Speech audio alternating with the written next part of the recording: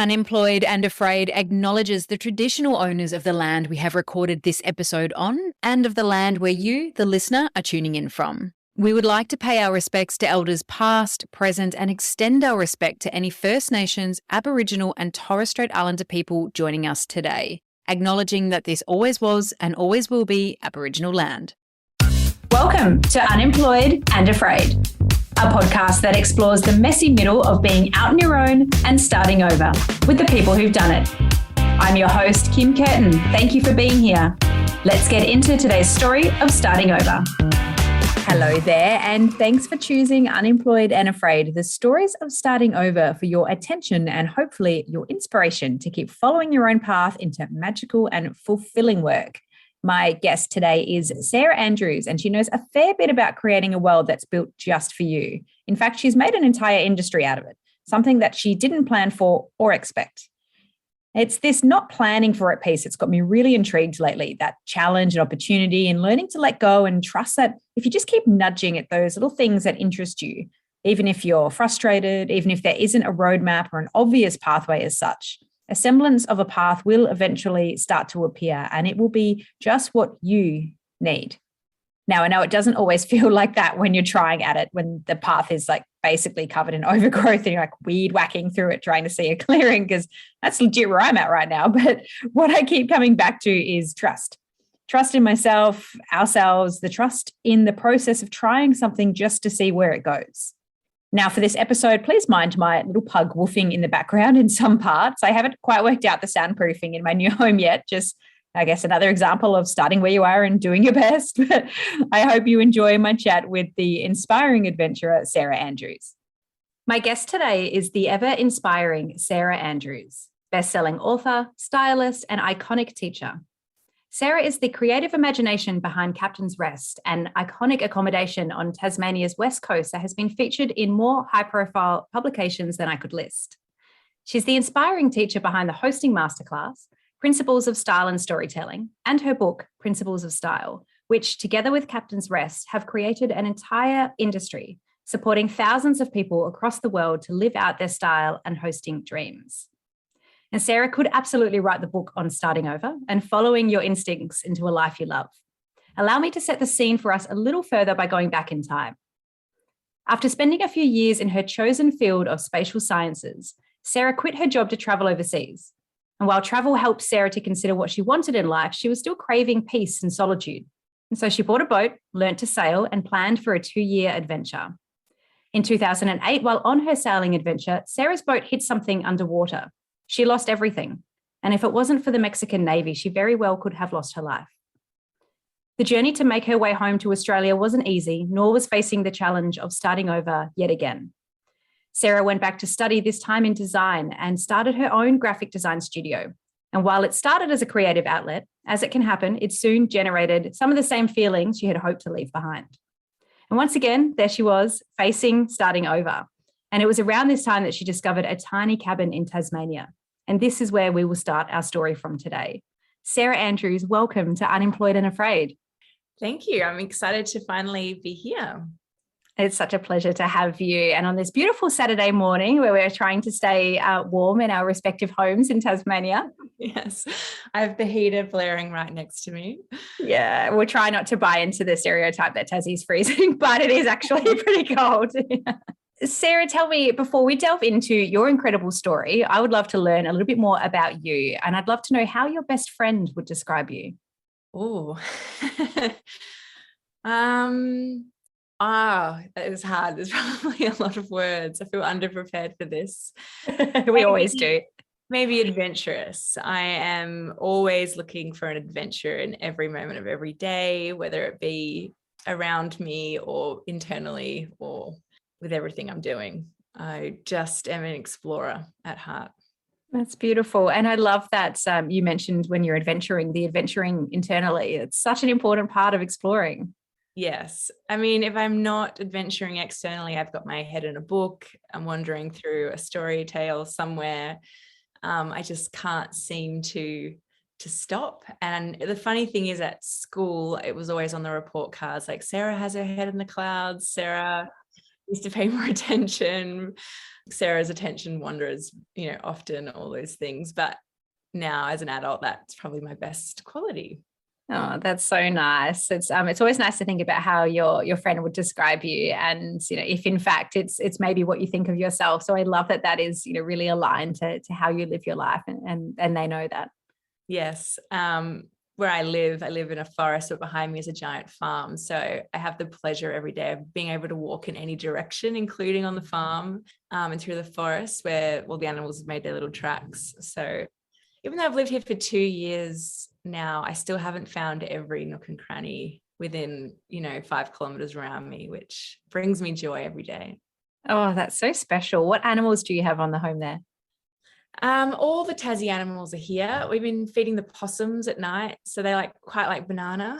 Put on the outside light and put a little plate of banana out, and they all kind of come wandering in. But at the moment, the cows in the farm behind me have just had their babies. So there's all these brand new cows. And every time I walk through the farm, a cow has just been born. So I can see it's experiencing its first hours on earth. And it's a really special time. That is beautiful. Goodness, your home just sounds like the most glorious place in the world, which doesn't surprise me in the least, nor will I expect that it surprises anybody who is listening to your story today. Tell me, what was it like, the time in your journey, as I talked about a little bit in our intro there, when you were moving on from your graphic design business and you were about to step into that unknown next? It was amazing. I mean, I'd been in a period in my life where, I'd had this big adventure, and I'd found happiness and who I was and what I wanted to do, and obviously lost it. But then coming back to Australia and having to throw myself back into study and work and relationships, I just felt like I was back on the hamster wheel and I couldn't get off. And I would do small things to obviously try and bring comfort. Like I would, drive in my car into the desert and all these different directions and go exploring and try and build as much adventure and freedom into my life as possible.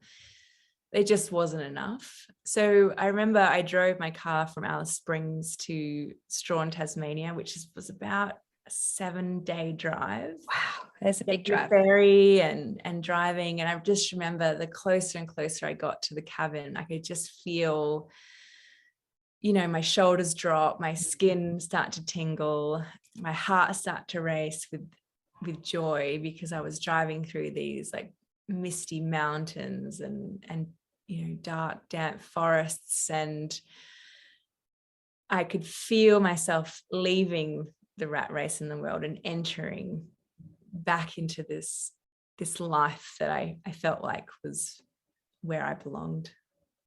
That's so lovely. I really enjoy that you mentioned the physical aspects of that feeling. And sometimes when we start to trust ourselves into that new space or that next thing, our bodies respond with those little subtleties to say, yes, keep going into this feels good. Yeah, I drove to the cabin last week, and the same sensations coming back, and I had my partner with me, and I was explaining to her what it felt like driving there the first time, because I didn't know, I'd never been there. I didn't fly down and inspect the cabin. I bought it sight unseen. And it wasn't a beautiful cabin, but it was in a beautiful spot. And I vividly remember that feeling of excitement, the knowing in my body that this is what I needed. And this was right for me, no matter how it turned out. Wow. And I imagine that really happens in that moment where you were signing the documents to have that must have felt like a bit of a moment in time, a bit of a threshold crossing. Yeah. I mean, I picked up the keys in Tulla on the West Coast. I don't know if anyone's ever been to Tulla, but it's like, if you've ever watched Rosehaven on, I think, ABC or SBS, it's this one street town with, these sort of tiny little empty dinky shops, and there was a real estate agent at a desk, the fax machine behind her. Love that. And I was like, oh my god, what have I got myself into?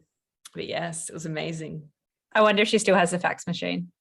I think they it was a sleepy place, but now it's not anymore. So she's probably expanded the office, I would say. Well, when you were deciding to take this cabin and you were turning it into an accommodation venue, I imagine that was a bit of an experience, even going from, okay, here's the structure that I have, here's the base that I have. Now I need to turn this into something else. What support did you have in place at that time, and what was that experience like? I mean, the intention in buying the place was I was going to sort of spend half my time there and work remotely on satellite Wi-Fi, and then half my time back in the real world. And I thought that maybe that would be the reprieve I needed to cope with having to be grown up and doing this sort of life that wasn't quite really what I wanted to be doing.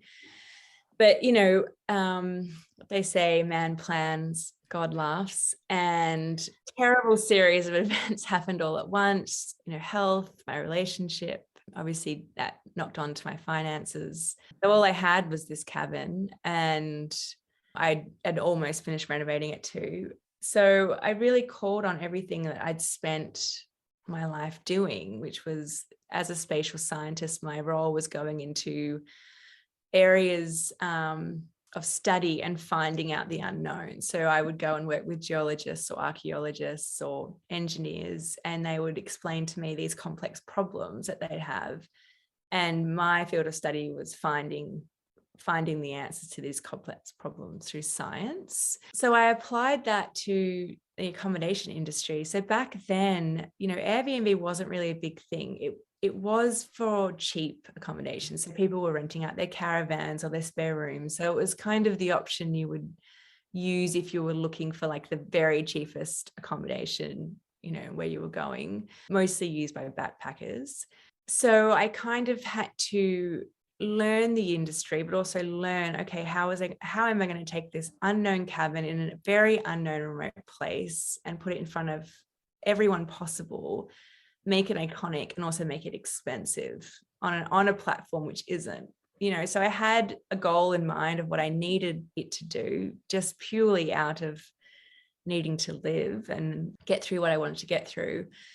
And so I used the background I had in that I'd spent years and years, learning at university and then working in the workforce, and then throwing all away as I cast off on my boat.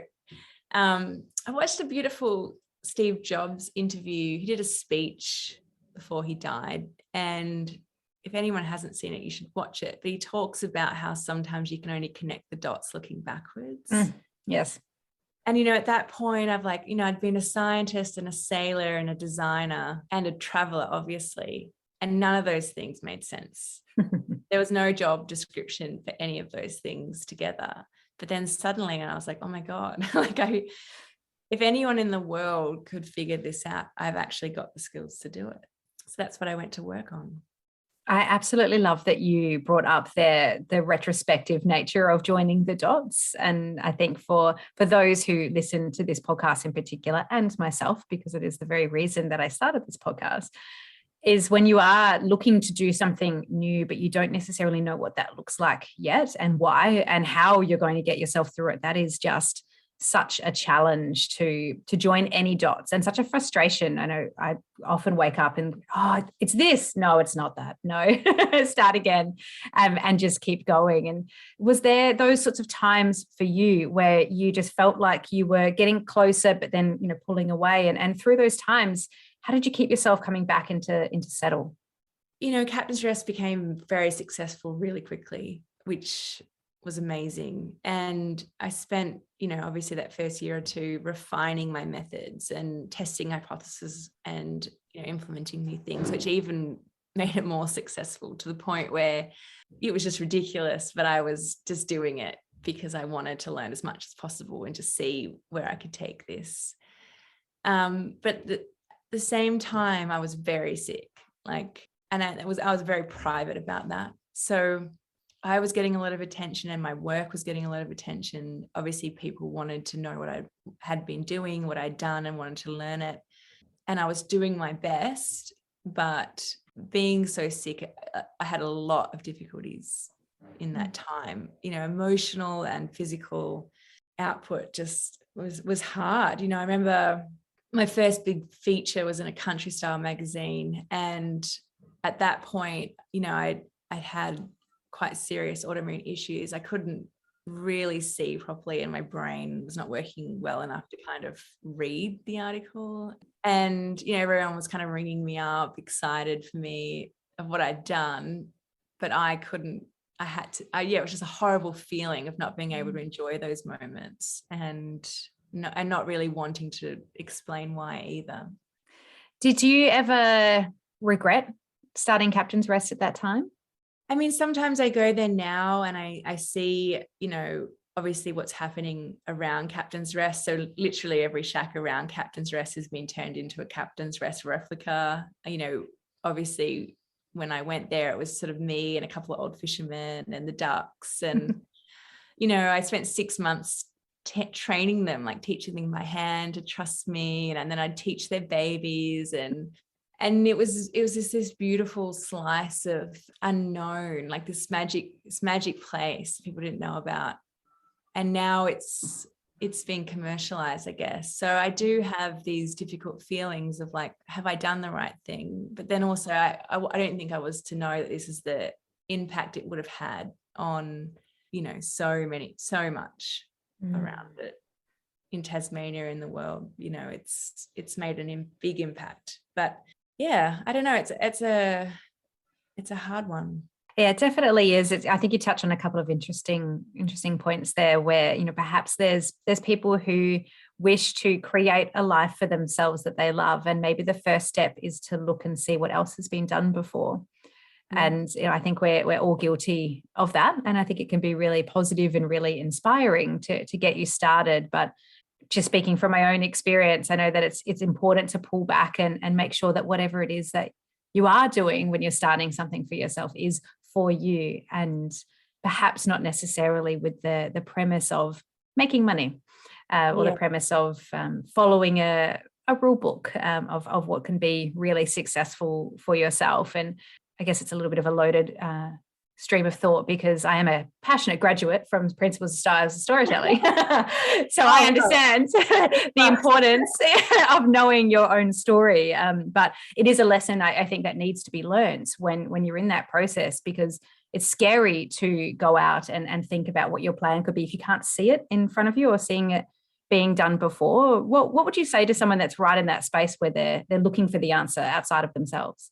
This is a really good point and something me and my students talk about a lot. And what I say is no copy of anything has ever been successful, ever. Think of anything that's a copy of something and it might have some success or do okay, but it will never be the thing, everyone wants. And this beautiful girl named Alison came up to me at one of my last workshops, and she'd flown all the way from Brisbane to come and study with us. And she wasn't sure what she was going to do next, but she was in that headspace of like, I'm not quite happy with what I'm doing now and I'm looking for what's next. And she'd obviously done my classes and read the book. And she asked me for my advice on what she should do next. And I think she was looking for for me to say, oh, you should, buy an Airbnb or start a creative business. But my advice to everyone is just start doing what interests you without any intention of where that might lead. So if it's like, currently I'm obsessed with cross stitching and bushwalking and all the things that I love to do. And I think sometimes when you do the thing that interests you without an end goal in mind and just let inspiration happen, I've never seen anyone go far wrong. It involves a lot of trust in that space, doesn't it? Which is, another whole potential body of work, trusting in your own ability to create. Yeah. I mean, I said to her, don't be silly. Don't go home and quit your job. I said, just pick up 3 or 4 things that you're interested in and start doing them and see what happens.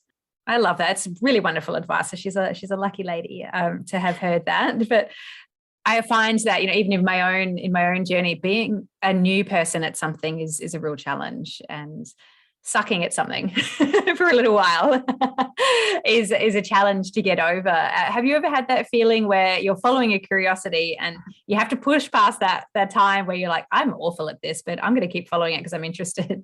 Oh my God, yes. I mean, I feel like I'm good at doing new things. My whole life I've just been doing these new things. Like I'd never been on a boat before I bought a sailboat and decided to sail around the world. I just knew how to learn really well. I think I feel that if you're happy doing something, that's actually amazing. It doesn't have to have a financial end goal. So I spend hours every day reading crime thrillers and cross-stitching and doing all these things that, you know, are not a business, but it is scary. I just sort of feel like, you know, what is the point of life? It's not to be successful financially. It's to live well, be happy, feel inspired, be excited about what you're doing, feel like at the end of every day that it was a good day on earth. Yeah, you touch on something there that I'm having an interesting line of discovery right now for myself, which is the tendency that we have to fall into that industrialized version of work. And so that work that you do when you're doing all the time, that is the equivalent of work. But whereas perhaps the time spent in cross-stitch and crime is benefiting you in some way that you can't actually see yet. Would you say that could be the case? Yes, it's all about connecting the dots backwards. Like, who knows, my next career might be this, like, I don't know, like YouTube cross-stitch artists who are like people. I don't know. I don't want to do that. But yeah, I don't know. But I know that it makes me happy and I love doing it. I think it's my way of meditating. Yeah, and meditation can be done in so many ways. So I love to hear that. That's I don't know if I'm going to try cross stitching, but I'm inspired by you. So that's it's nice to see people trying new things. Yes. Lots of people have been trying. I've been posting a bit about it, and everyone's having the same response, like, "Oh wow, this is really like a lovely meditation." I'm like, yes. That's why I do it. It's really lovely. Yeah, not necessarily the end goal of the perfect stitch. Yeah, I've got plenty of messy stitches. Take me back to that time where people started leaning on you for input and support in creating their own space and the evolution of the Hosting Masterclass. When was the moment you realized that the Hosting Masterclass could in fact be what it is today? You know, obviously the success of Captain's Rest really took everyone by surprise. It's a place that shouldn't be as so iconic and successful as it is. It's just a little fishing shack.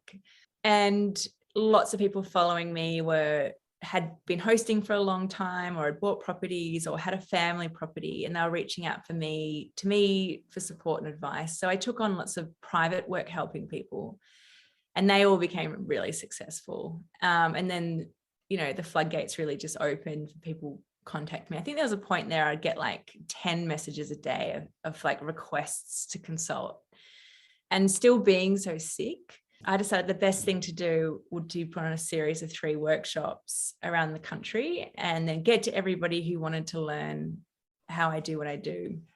Because what I found was when I would go out to somebody's farm or beautiful accommodation, I was essentially teaching them my process for them to put their inputs into. So their own likes and dislikes, their own house, their own aesthetics. I wasn't teaching them like how I style and how I make things look.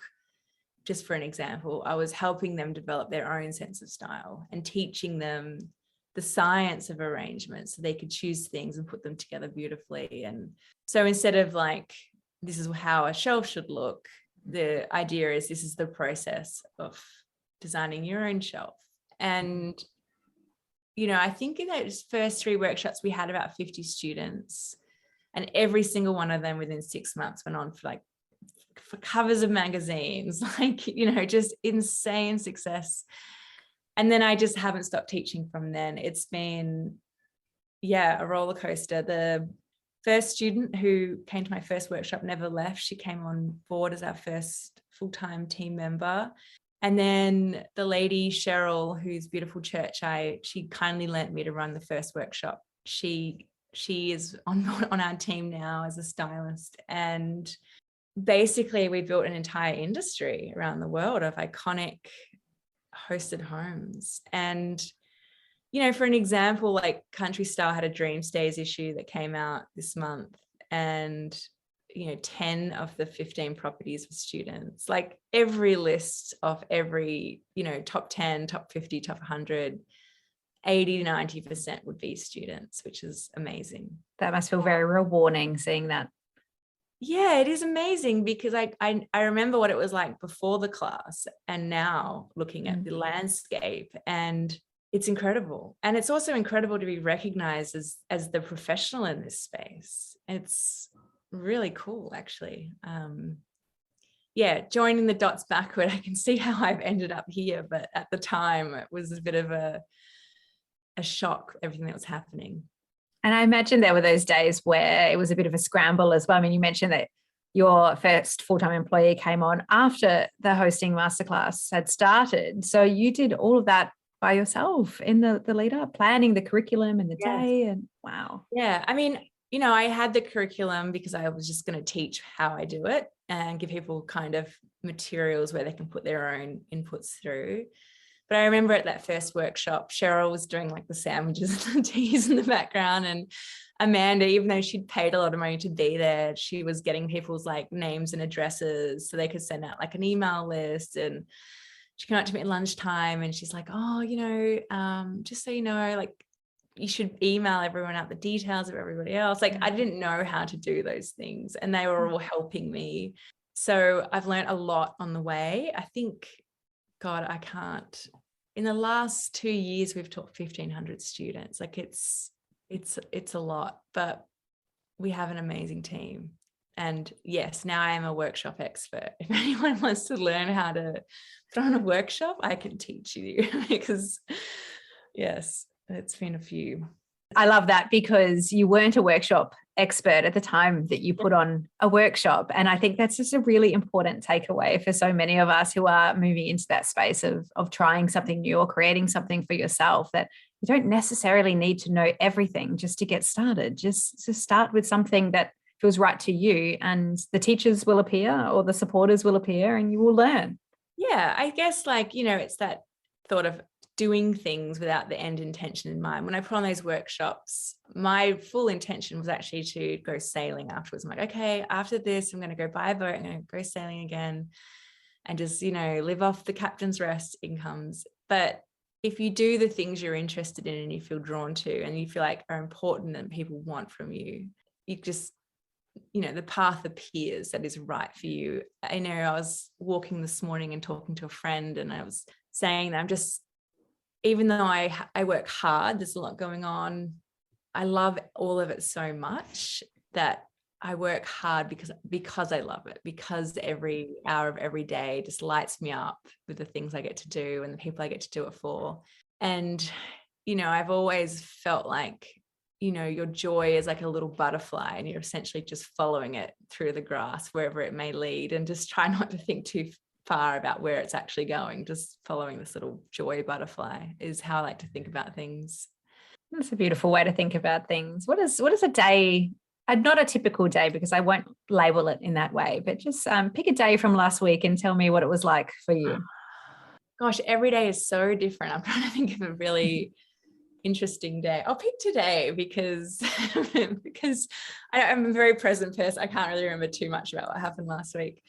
Today I woke up at, I guess, 4 a.m. I am a very early riser. I love the darkness. I love watching the sun come in. And I taught myself how to use my new iPhone and watched Escape to the Country. And then I put on my boots and I walked across the farm to a beach and then walked back and collected some little dried twigs and things for my house. And then I made a coffee and said hi to my neighbor who's currently working on my dream shed. So I've getting my shed redesigned as kind of like a workstation. So it's a big desk with a huge window overlooking the ocean, and all my stuff's going to be in there, and sinks for washing and a big work table, a space to take photos and a studio space.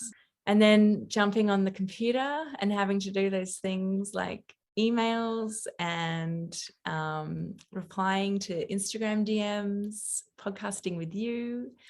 And after that, I have to do a tip run. So the boot goes back on and I'm going to hook up the trailer and take all of my unwanted boxes and packaging and things I've just been clearing out to the Huonvale tip. And then I'll always like try and watch the sunset outside. And when I'm at home, I don't have a kitchen, so I cook on the barbecue. I will have a kitchen one day. But when I first moved in, when I looked at the house, I didn't actually realize I didn't have a kitchen. I was so enamored with the walls and the curves that I didn't really pay too much attention to the practical things of the house. And then when I moved in, I was like, oh my God, there's no kitchen. But I've enjoyed cooking outside so much that I really haven't felt rushed to do it. I sort of have become really attached to that. And then I'll read my book in the bath outside until my bath goes cold. Cross stitch a bit and then hop into bed. Well, that sounds like an absolutely beautiful day. Very varied, lots of varied things going on. Yeah, but it's so beautiful to hear, just those different evolutions across the day that you have, capturing the sunrise and the sunset and how beautifully that might work in with how you feel in your way of approaching the day and, circadian rhythms and just being present. So you can, as you say, see the dots align in retrospect as you speak as to what drives you to feel at your best every day. It's really nice to hear. Yeah, today's a perfect day. If I could have days like this every day, I would. Obviously tomorrow I'm on a plane to Adelaide and then straight to a student reunion and then a bunch of work meetings. So every day is so different. It's wild, but it suits me really well. Yeah. How do you keep track of everything that you have to do? I mean, anyone listening to this who I've scheduled an appointment with, I may have missed. I'm really bad at schedules. I'm not a schedule person. I do have a calendar and reminders and a team member who rings me and says, you need to be somewhere, in an hour. I'm like, oh, that's right. But I don't always have a phone in my hand and I'm not always at my computer. So sometimes I'll just be, I don't know, off on a walk and like, oh my God, I'm supposed to be on a Zoom. So yeah, I do struggle with that kind of thing. Yeah, well, we all have our strong points and we all have our other points. There's luckily plenty of things out there that can help fill those gaps. We don't have to have everything. No. Now you continue to keep evolving your creative world. So just bringing us back to some of the things that you take on, that you evolve, that you do. Of course, your new curriculum, the principles of style and storytelling. It seems quite clear if anybody who's followed your journey, how naturally that's come into the place of what's next. How do you know what feels right in that space? So what thing to focus on? And do you ever feel overwhelmed by the splits in your focus? Yes. It is a superpower though. It is who I am and where it all comes from. I mean, I'm literally just chasing my little joy butterfly around. So whatever it is that's bringing me so much joy and other people joy too, it's what I'm doing. Principles of style and storytelling came about because there's so much more to the Hosting Masterclass. I wish I could teach students, but couldn't. So all of that, all of the really in-depth styling stuff, all of the really in-depth storytelling stuff. But then I started to find that like literally 50% of my students were sitting there and they would be like, I'm really sorry, I don't actually have an Airbnb or want one, but I'm just here to like improve my business or style my own home. And I'm like, oh gosh, like we really actually need it at school just for you because half of this stuff is not relevant that you're paying for, which has become such a beautiful thing. The book teaches a tiny part of that. And so many people from around the world with different aesthetics have been in touch with me with such beautiful words about how the book has helped them. And that has been really special to me because I think a big thing that I've always felt uncomfortable with is the like monoculture and elitism of especially the interiors space. Everything looks the same and you have to have a big budget or a big house or, whatever it is. And it's just not true. It's just people just haven't been given the resources or the possibility model before this. The joy butterfly is going to stay with me because it's just such a beautiful analogy. But you have followed that joy butterfly to the beautiful east coast of Tasmania, to your new creation, the Faraway Farm. How did that come about?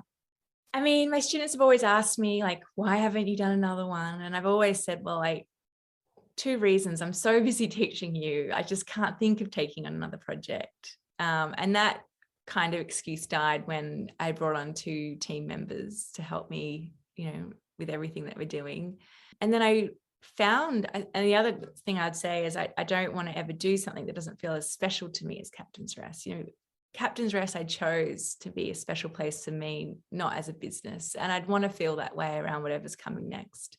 And, as I moved out of that dark stage in my life of all the things I was going through, kind of getting through the PTSD of the boat accident, being shipwrecked in Mexico and having to come back and, go through that grind again. And then my divorce and sickness. It was a really dark chapter in my life, and it was an escape from something I was running to.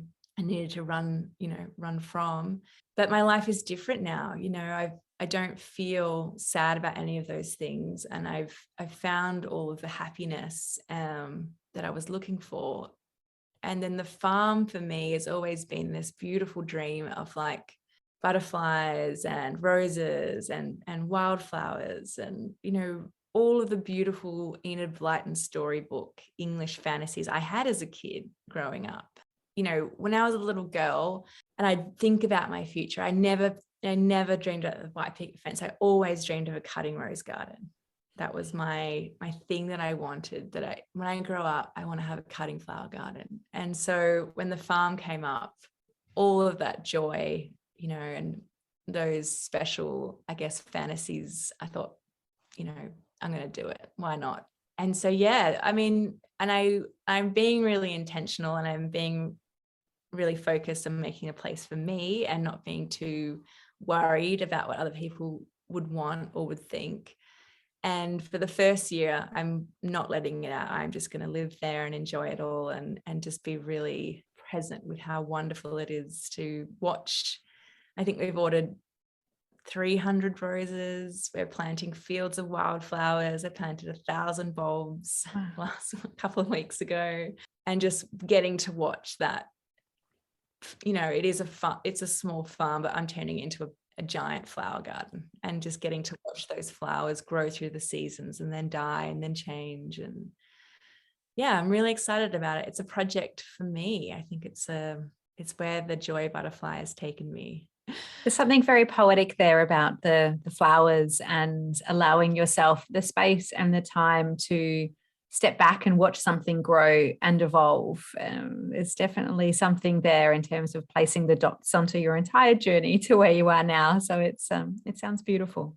I know. I was sitting out there last week and I was just lying in like the long grass or the wildflowers and watching the platypus, and it was just beautiful. And the neighbors' horses were whinnying, and I was just thinking about when I was at Captain's Rest for those first few months. And I kind of feel like Captain's Rest was like a swan song for like a period of my life that was ending. And Faraway Farm is like a celebration of a new life and a new chapter and new growth that can happen in a life. Like Captain's Rest was almost like a death. It was almost like a birth. And that's really beautiful. And wasn't really my intention, but now looking at it laid out, I'm like, oh, wow, yeah, that's sort of how it works. What would you say to that Sarah that was about to go live as it would be on Captain's Rest?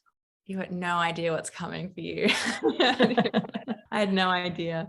I mean, in my mind, amazing if I could get through the divorce and the health problems. That in itself seemed like an insurmountable hill at that time. I didn't think I was going to live through the health problems I had. I didn't think I was going to make it through the divorce. And then when I did, kind of, what I thought the pinnacle of my life could be is if I could go sailing again and live on a boat, and just so much has happened, and I'm so much happier and so much fulfilled than I thought I could ever be.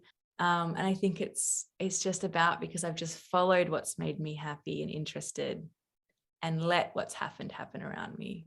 And I could never have planned it. I love that you just closed that thought on that. It gives me, and I'm sure many others, great comfort. I think there's just so much you assume about what the path is going to require before you start on the path of creating something special for yourself. You have to know, you have to plan, you have to have finances ready, sorted, you have to know all the business side of things, you have to have everything, but really you just don't. No, I think you just have to know what makes you happy and interested, and something that you're curious about. My grandma told me before she died, she's like, life is long and you need to do it doing something that you love and with people that you love. I just can't imagine getting to the end of my working life, which almost feels like the end of life. Who knows how much longer you would have after 65 or whenever, doing things every day that you weren't really that excited about. Yeah, I think that there's a book around, or maybe it's a Harvard Review article. The person who followed and asked that question to a number of people who were ending their life, at that late stage, what is your biggest regret? And it is just that I just didn't do more of the stuff that makes me happy whenever I could. And yeah, it's really important to find those. They don't have to be the be all and end all, but just in those quiet moments to find those things that make your butterfly just chirpy and fly around. I mean, I think, you've had a few students on the podcast of yours. When you meet people doing something, whether it's for themselves or for a business that they genuinely love and are passionate and excited about, it translates and it excites you too. You can see people a mile away who don't like what they're doing, and it's just a business for them, or it's just a side gig. Like you can sniff it out in a millisecond. And I think it's a really key part of what I guide my students through in my classes is we start with them and the things that they love and make them happy. And I try not to get them to don't think about mood boards, don't think about your house or your business or anything, just think about those things. And we go through exercises, as you know, to get that thought process happening. And amazing things happen. Like in my hosting school, not all of our students have decided to become hosts, through the class. They've had these epiphanies about what it is they actually want to be doing, or, and it's kind of amazing to see where that's taken people. Well, you've definitely given a gift to a lot of people in allowing them to find themselves through these processes, and not necessarily just a version of Captain's Rest. If that is, what happens, that's wonderful. But to find themselves on the journey, I think seems like one of the biggest gifts that you've given to people. So I'm sure there's a lot of people who would like to say thank you for that. But I think it's a very wonderful thing that you've done. Yeah, it feels good. We teach people, and we teach people online and in-person workshops now, thank God, after COVID. Yeah. And just to see the process they go through. And it's not teaching them that's the best bit. It's seeing what happens to them afterwards. So, they all leave class so excited. They've all had a beautiful time and learned so much. And that's really, really amazing. And I feel good about that. But I just know that the next 6 to 12 months is the exciting bit. And I just can't wait to see where they go. And they always email in and show us what they're doing. And that's the bit, that's the best bit for me. What would you say to somebody who is looking at starting over, or just feels a sense that they need to be doing something else, but can't quite nail whatever the else is just yet? What would you say to them? I would just find 3 things you've always been curious about, no matter what they are. Even if it's like, I don't know, reading old children's books, it doesn't matter. Just find 3 things that you just think about every now and then, and just start doing them, and not think about, and force yourself not to think about what's after that. Because I think people get into that trap of like, oh, how can I make this a business? Or how can I do this for a living? Or, what's the costs involved in that? And every amazing business or creative journey I've seen, extraordinary things have happened where that person could never imagine that cross-stitching they were learning to do turned into this other amazing thing or opportunity over here.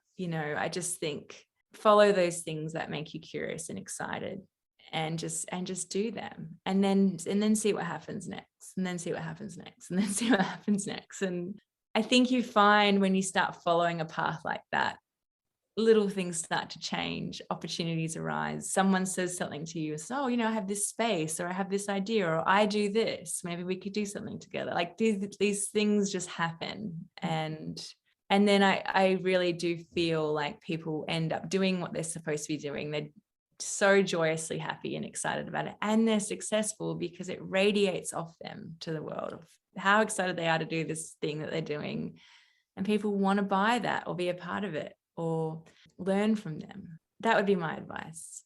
You do give a lot to others in terms of what you put out in the world, and how you invite people to follow their own path. Is there something that the listener and I can do to support you on your journey? I love when people message me on Instagram or comment. I'm a very sensitive, introverted person. So Instagram for me doesn't come naturally, and isn't the first thing I want to do when I wake up in the morning. And when people like encourage me or are excited about the things I'm excited about, because I'm sharing parts of my world and my inner space that make me really excited. That's so wonderful for me. That's so wonderful. And I think I always have this anxiety. I'm going to design a space or something and people are going to hate it, or all those beautiful words just make me feel really happy to just keep doing what I'm doing, and the beautiful community that's around that is really special. Yeah, I think we can't underestimate the power of a kind word, even if we sometimes might feel a bit silly offering it, or feel like the person we're offering it to maybe doesn't need it, or it's going to get lost. I think we can never underestimate the power of a kind word or a supportive word to each other. And what else is there? I know. I've been making myself, I think all day long amazing things that people in my head. I'll read a book. I'm like, oh wow. I just read a book. I can't remember the author's name, Victoria Alexander, and a book is called Home. And I bought it because of its beautiful cover. It's this beautiful pink linen cover. And I thought, oh, that'll look really beautiful on the shelf at the farm. But then I read it and it's such a beautiful book. And so I messaged her on Instagram to tell her that I thought it was such a beautiful book and I only bought it for the cover. But actually, when I read it, it was even more beautiful inside. And I'm so glad I did, because she was so touched and she'd read my book. And I just think those things that you think about people in their head, just if you just tell them, it's lovely. And we've forgotten to do that. We're all just people. It's Brene Brown, before she goes out onto those big scary stages, who just says to herself, people, we are all the same. It doesn't matter what you do, where you come from. We're all just people at the end of the day. One of the big questions I get in class is about imposter syndrome, and exactly that how do you get over the anxiety of putting something on Airbnb or Instagram? And I'm like, oh my gosh, I feel that anxiety every time I post something, or so relatable. find something. I mean, how scary is it to write my first book and for it to be on the shelves of all of my heroes who have been doing this for their whole lives? Horrible feeling, so anxious. But yeah, we all feel that way. It just gets easier to just close your eyes and just go for it. What a beautiful way to end our chat today. Close your eyes and just go for it. I'm going to make sure that I have your Instagram in the show notes. Also, the link to purchase your beautiful book. Listener, if you haven't picked up Principles of Style yet, please go and do that. If not, just for the beautiful red binding on the side. Like I said, it's a real joy to have on your shelf. It just looks so nice. I wanted to make a book which was useful, not just 20 nice houses. Also looked beautiful on the shelf forever, not just this year or next year, but in 20 or 30 years, it would still be that book you picked up and were curious about. Yeah, it really does do that. It looks like, if I look to the right, I can see mine on the shelf, and that beautiful red outside there it just jumps out and just looks so beautiful. It makes you want to pick it up. So thank you for being on this podcast today and sharing yourself so openly. It's such a gift to share your story with others and to encourage others. So thank you for doing the work that you do and for spending some time with me today, sharing it. Oh, thank you. Thank you for having me on.